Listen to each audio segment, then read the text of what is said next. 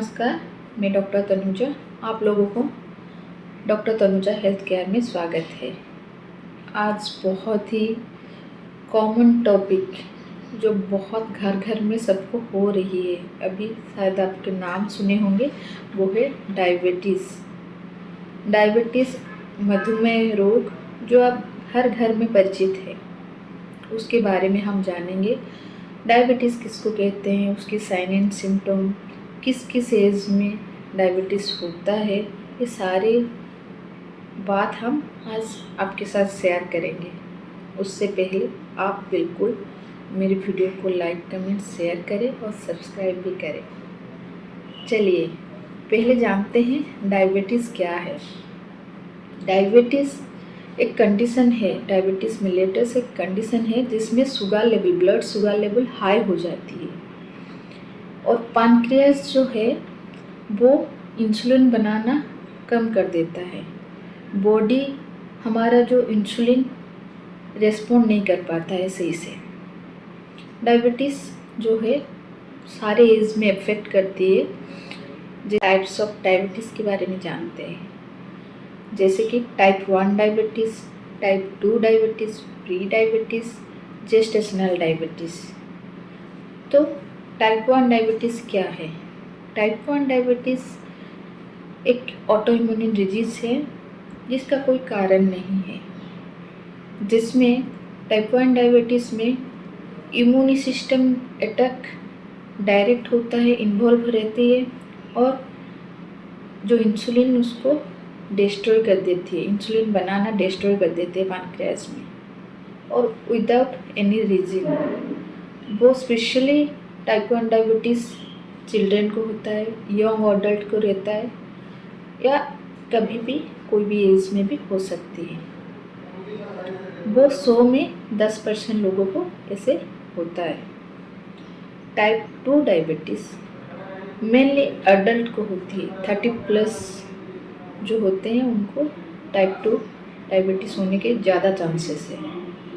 Type 2 diabetes किसको कहेंगे? जो हमारी बॉडी में इंसुलिन, जो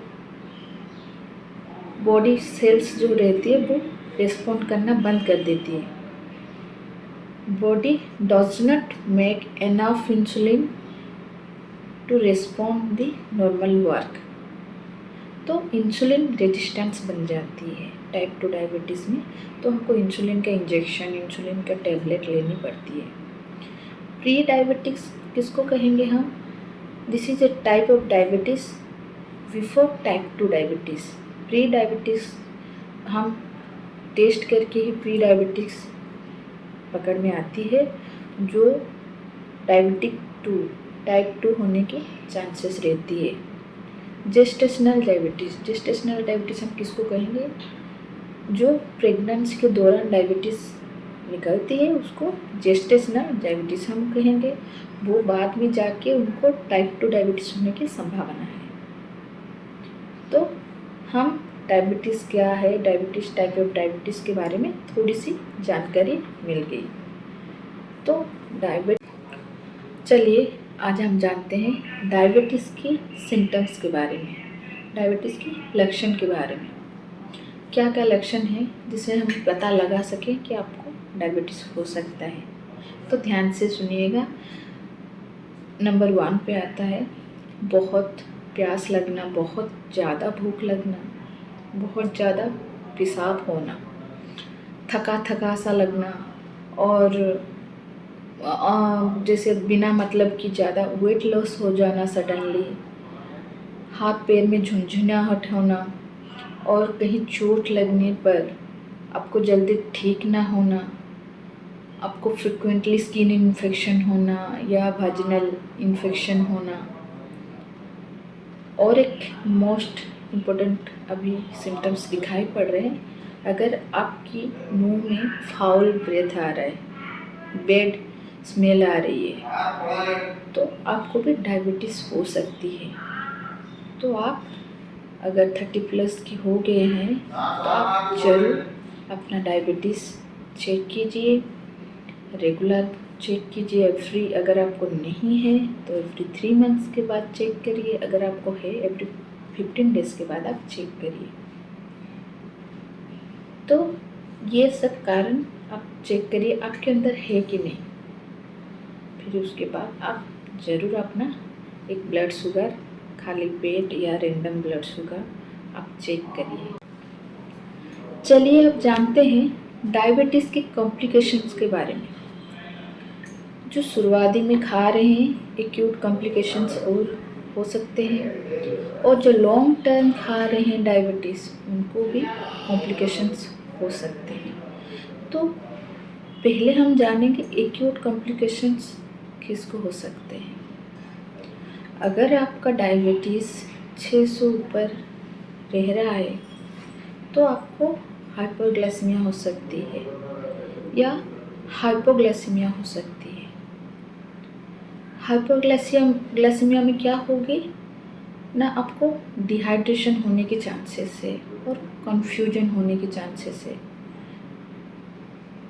और हाइपोग्लाइसीमिया में क्या होती ना, हाइपोग्लाइसीमिया में ब्लड प्रेशर जो काफ़ी लो हो जाते हैं और आपको सडनली इमरजेंसी की ज़रूरत पड़ती है।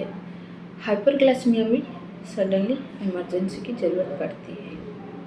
चलिए अब जानते हैं लॉन्ग टर्म डायबिटीज़ कॉम्प्लिकेशंस के बारे में। लॉन्ग टर्म जो खा रहे हैं डायबिटीज़ मेडिसिन उनको क्या क्या कॉम्प्लिकेशन हो सकते हैं। लॉन्ग टर्म डायबिटीज़ कॉम्प्लिकेशंस बहुत सारे हैं, जैसे कि coronary artery disease, heart attack, stroke, atherosclerosis और अदर डायबिटीज़ कॉम्प्लिकेशंस जैसे न्यूरोपैथी भी हो सकती है, किडनी फेलियर भी हो सकती है, डायलिसिस की भी ज़रूरत हो सकती है, रेटिनोपैथी हो सकती है, स्किन इन्फेक्शंस हो सकते हैं रिलेटेड टू फूड कंडीशन वो हो सकते हैं। तो आप अपना ध्यान ज़रूर रखें। जब आपको एक बार डायबिटीज़ डिटेक्टेड हो गए, आप रेगुलर चेकअप में रहे, अपने डॉक्टर के कंसल्टेशन में रहे और मेडिसिन यूज़ करें, लगातार सेवन करें। और कुछ डायबिटीज़ में जो परहेज़ करना है वो हम चलते हैं प्रिवेंशन की ओर। जैसे कि आपको पता है डायबिटीज़ एक बार हो जाती है तो आपको उम्र भर तक डायबिटीज़ मेडिसिन कंटिन्यू करना है। तो डायबिटीज़ ना हो उसके लिए हमको क्या करना पड़ेगा, प्रिवेंशन फॉर डायबिटीज़। तो हम अपना लाइफस्टाइल चेंज कर सकते हैं। लाइफस्टाइल अगर हम मॉडिफाई करेंगे तो डायबिटीज़ को हम कुछ हद तक लिमिट में रख सकते हैं। रेगुलर एक्सरसाइज करना है, डाइट चेंज करना है, रेगुलर ब्लड शुगर मॉनिटरिंग करना है। ये सब करने पर हम अपना डायबिटीज़ को कंट्रोल में रख सकते हैं, प्रिवेंट कर सकते हैं। तो जितना हो सके अपना स्ट्रेस लेवल कम करें, अपना हॉबीज़ को इम्पोर्टेंस दें, मेंटली आप साउंड रहे, ज़्यादा स्ट्रेस ना ले, और योगा ये सब अपने डेली रूटीन में शामिल करें तो आप डायबिटीज़ से मुक्त हो सकते हैं। तो थैंक यू सो मच इतना ध्यान से सुनने के लिए और अपना ध्यान रखने के लिए। Thank you so much.